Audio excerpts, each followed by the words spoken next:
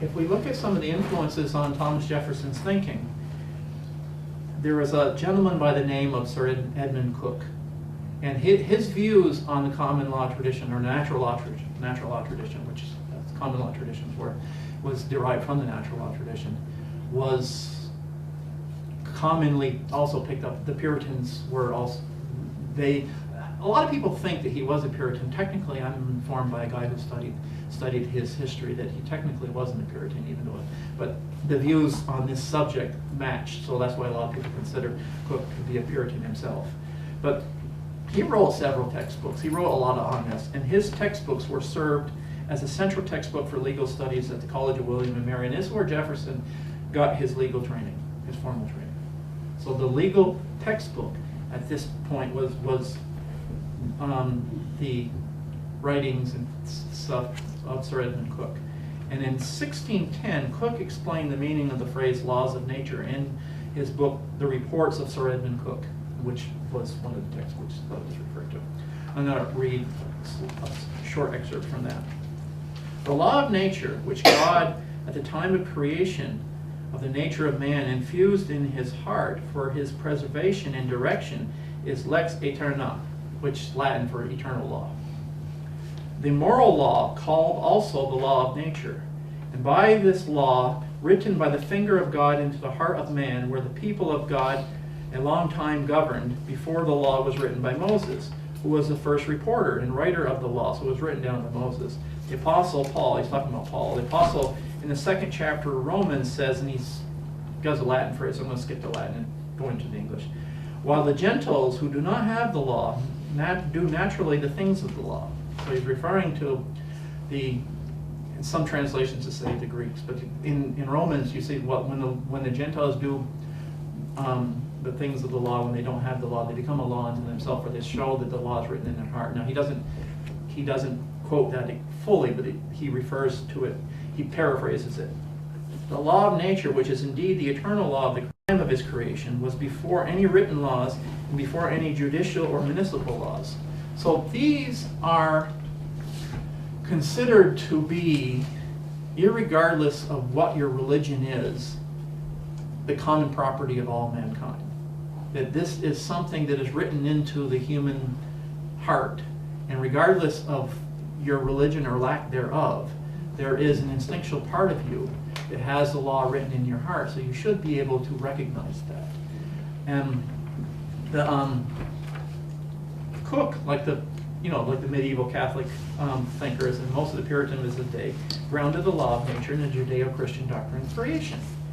And Jefferson drew heavily also, in addition to Coke, Sir William Blackstone, whose famous commentaries on the law was a big source of a lot of the early American legal thinking. And Blackstone followed in the footsteps of Coke in understanding law, the law coming from this natural law.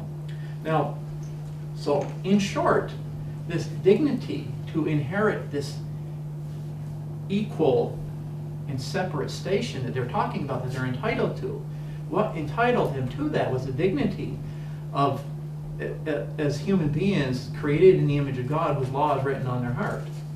So, they don't need a permission from the king. They have the dignity as human beings, and the law is written on their heart, regardless of what anyone says. This is fundamental to human nature. And so later, when if the doctrine of natural law give rise to the doctrine of natural rights, and so it is impossible to understand natural rights without understanding natural law. So today we talk about rights and rights. We have a right to this and right to that, and we butcher the whole notion of natural rights because we don't understand its origins in this doctrine of natural law. Now there is a distinction that this natural law tradition is based upon. In the Judeo-Christian theology, we have a distinction. It's called a Redeemer-Creator distinction.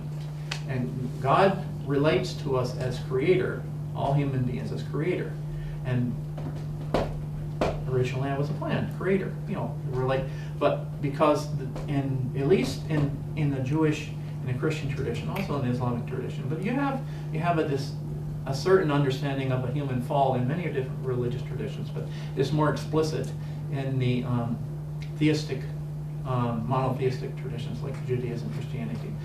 The falling away required that God relate to man as Redeemer as well. So in addition to the natural law written in our heart, there is special revelation.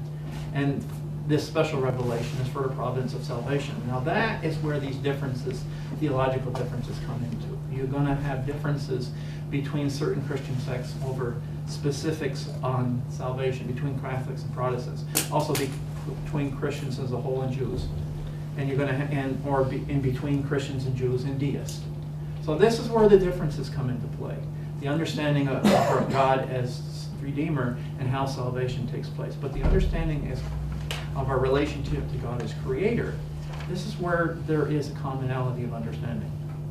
And I've had some discussion with Monsignor Ruther about some of this, who is the Vicar General of the Catholic Church. He's the number 2 man to the bishop, and he's spent a lot of time representing the Catholic Church in ecumenical meetings, and his understanding, he says, well, there's no basis for unity anymore because they've gotten away from this natural law understanding. It used to be that the ecumenical unity was based upon this natural law understanding, and that was how this understanding was what the basis for the unity of American civilization was based upon, because you had so much diversity. You know, our motto, e pluribus unum, out of many one. Well, the one was this unity based upon this natural law tradition. So this expression was popped up a couple other places in the Declaration of Independence and expressed. Another place where it popped up was this expression, we hold these truths to be self-evident. Now this phrase was a source of confusion for many. What do we mean by self-evident truths? Many people think self-evident means obvious. Well, if it was obvious, then they wouldn't be having to state it, and they wouldn't be having to fight for it, because everybody would be already agreeing to it. So certainly it didn't mean obvious. And so this is, we'll go back to that. If the book is kind of hard to find, and the one I refer to by Amos and Gardner is called Never Before in History, but if you can find it, they're rare and it's kind of expensive now. I used to have one. I gave it to a friend of mine, and unfortunately his house burned down, so I don't have the book anymore. But it's an excellent source. But in this book, they're talking about this, where we hold these truths to be self-evident. That was that was the final draft. The first draft didn't say that way. The first draft said we hold these truths to be sacred and undeniable. That was the first draft.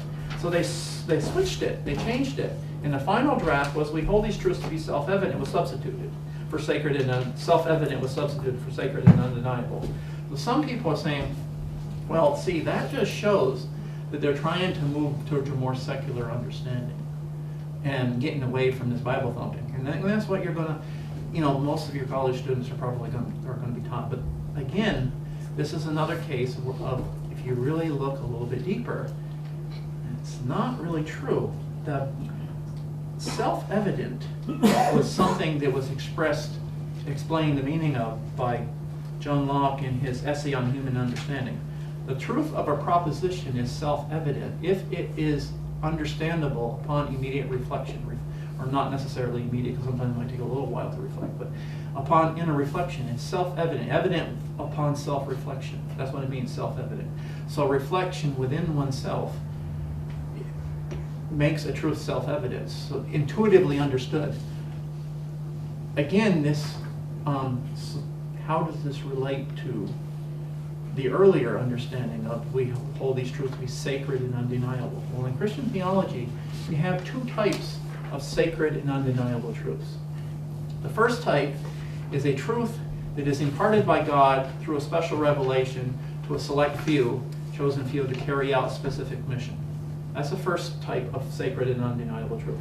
The second type of sacred and undeniable truth are the natural law that is written in the human heart, that is understood by reflection because it is infused within our nature.